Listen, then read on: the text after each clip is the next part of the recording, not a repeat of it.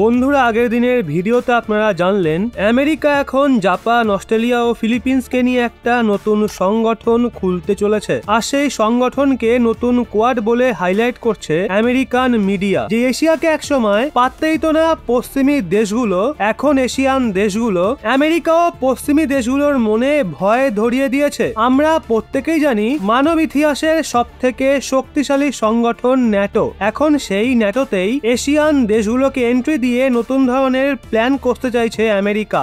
সেই জন্য তারা জাপানে ন্যাটোর অফিসও খুলেছে। আমেরিকাকে টেক্কা দেওয়ার জন্য উঠে পড়ে লেগেছে চীন। আমেরিকার ভয় রয়েছে কোথাও চীন যেন আমেরিকাকে টপকে না যায়। ন্যাটো নজরে রয়েছে ভারত। প্রধানমন্ত্রী মোদীর আমেরিকা যাত্রার আগে ভারতকে ন্যাটো প্লাস সংগঠনে যুক্ত হওয়ার অফার দেওয়া হয়। ন্যাটো প্লাস চীনের বিরুদ্ধে তৈরি করা হয়েছে। ন্যাটো 31টা দেশ রয়েছে, যেখানে ন্যাটো প্লাসে রয়েছে 5টা দেশ, যথা অস্ট্রেলিয়া, নিউজিল্যান্ড, জাপান, ইসরায়েল ও সাউথ কোরিয়া। এখন আমেরিকা ভারতকেও ন্যাটো প্লাসে যুক্ত হওয়ার প্রস্তাব দিচ্ছে। কিন্তু ভারতের বিদেশ মন্ত্রী জয়শঙ্কর মহাশয় সবার সামনে ডিরেক্টলি যা বললেন সেটা শুনে ন্যাটোর 31টা সদস্য দেশই অসন্তুষ্ট হয়েছে। জয়শঙ্কর মহাশয় সরাসরি বলেছেন ন্যাটোয়ে সামিল হওয়ার কোন রকম ইচ্ছা ভারতের নেই। বিদেশ মন্ত্রীর এই স্টেটমেন্ট আসার পর বিশ্বজুড়ে শোরগোল পড়ে যায়। উল্টো দিকে রাশিয়া আনন্দে আত্মহারা হয়ে ওঠে। ভারত এই ধরনের সিদ্ধান্ত কেন নিল? আর এই সিদ্ধান্ত নিয়ে কি ভারত একদম ঠিক করেছে,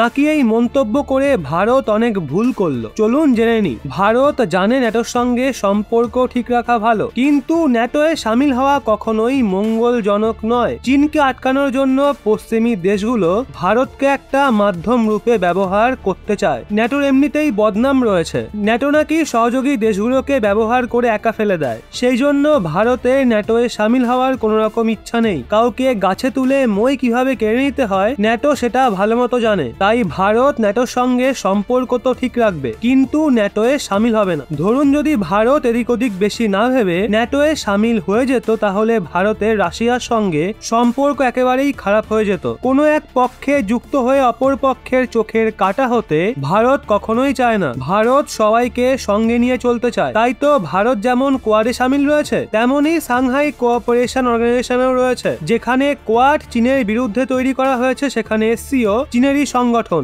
ভারত যেমন G7 এর আমন্ত্রণ পায়, তেমনই ভারত ব্রিক্সেরও মেম্বার। G7 এ রয়েছে পশ্চিমী দেশগুলো, সেখানে ব্রিক্সে রয়েছে তাদেরই চিরশত্রু রাশিয়া, চীন। ভারত একই সময়ে দুই বিরোধী পক্ষতেই সামিল রয়েছে। ভারত একটা মাল্টিপোলার ওয়ার্ল্ড তৈরি করতে চায়, যেখানে সবাই একসঙ্গে মিলে কাজ করে পৃথিবীকে আরো উন্নত করে তুলবে। কিন্তু সেখানে ন্যাটো এখনো পুরনো নীতি নিয়েই রয়েছে। ন্যাটোর মতে হয় আপনি আমাদের সঙ্গে রয়েছেন, নয়তো আমাদের বিরুদ্ধে। সেই জন্য ভারত এখন ন্যাটোয়ে কোনো মতেই সামিল হচ্ছে না। প্রধানমন্ত্রী মোদী আগে বহুবার বলেছেন এই সময় যুদ্ধের নয়, ঝামেলার নয়, সবাইকে সহযোগে এগিয়ে যেতে হবে। ভারত চাইছে গোটা বিশ্বকে শান্তির রাস্তা দেখাতে, কিন্তু সেখানে পশ্চিমী দেশগুলো নিজেদের ফায়দার জন্য ঝামেলা বাঁধিয়ে দেয়। তো বন্ধুরা, ভারতের ন্যাটোয়ে সামিল না হওয়া নিয়ে আপনাদের কি মতামত? এটা করে কি ভারত একদম ঠিক করেছে নাকি ভুল? নিচে কমেন্টে অবশ্যই জানান।